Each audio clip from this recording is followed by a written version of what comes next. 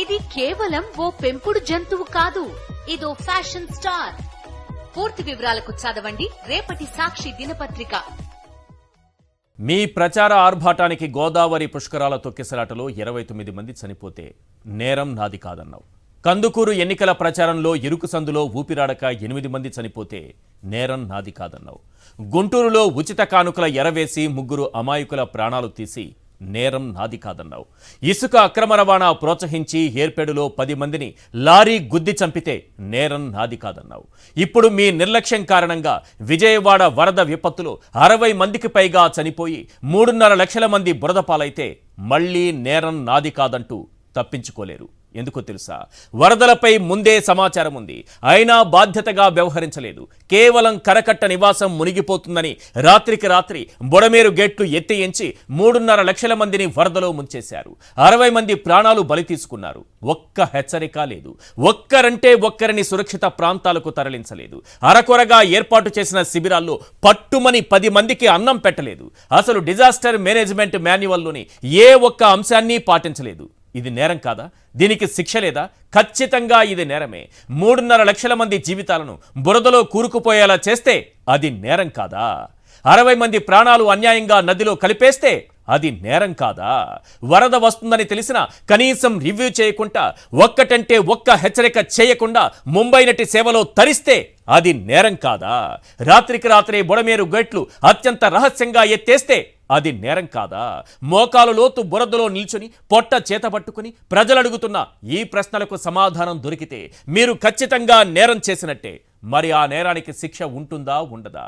ప్రజా కోర్టులో ప్రజలడుగుతున్న ఈ 10 ప్రశ్నలకు సమాధానం చెప్పండి. మీరు నేరం చేశారో లేదో, శిక్ష పడాలో లేదో ప్రజా కోర్టే నిర్ణయిస్తుంది. Yes, question number 1. వరదలపై గత నెల 28నే సమాచారం వచ్చింది, అయినా ప్రజలను హెచ్చరిస్తూ అప్రమత్తం చేయలేదు. ఇది బాబు చేసిన నేరం, అవునా కాదా? Question number 2. వరద తీవ్రత ఎంతో తెలుసు, అయినా ఒక్కరిని కూడా సురక్షిత ప్రాంతానికి తరలించలేదు. ఇది బాబు చేసిన నేరం, అవునా కాదా? Question number 3. వరద హెచ్చరికలను గాలి కొదిలి సీఎంఓ అధికార యంత్రాంగం ముంబై నటి సేవలో తరించింది. ఇది బాబు చేసిన నేరం, అవునా కాదా?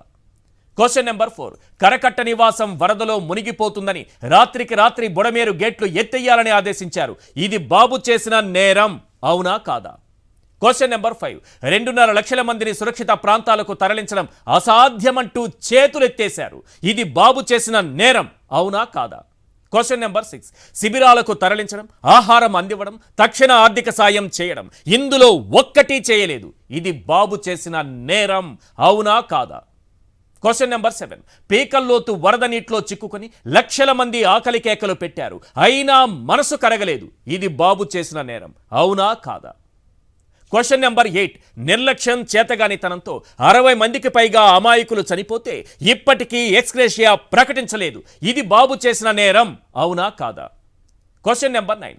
ఇంత పెద్ద విపత్తులో సహాయక చర్యలకు వాడుకోవలసిన పోలీసు వ్యవస్థను అక్రమ అరెస్టులకు వాడుకున్నారు. ఇది బాబు చేసిన నేరం, అవునా కాదా? Question number 10. ప్రజల ప్రాణాలు కాపాడడానికి ఎన్డీఎంఏ మాన్యువల్లోని ఏ ఒక్క అంశాన్ని పాటించలేదు.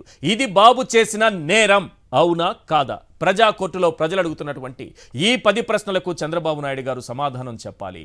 వీటికి సమాధానం దొరికితే, ఏ ఒక్క ప్రశ్నకు సమాధానం దొరికినా ఖచ్చితంగా ఇది నేరమే అవుతుంది. దానికి తగిన శిక్ష కూడా ప్రజా కోర్టులో పడుతుంది.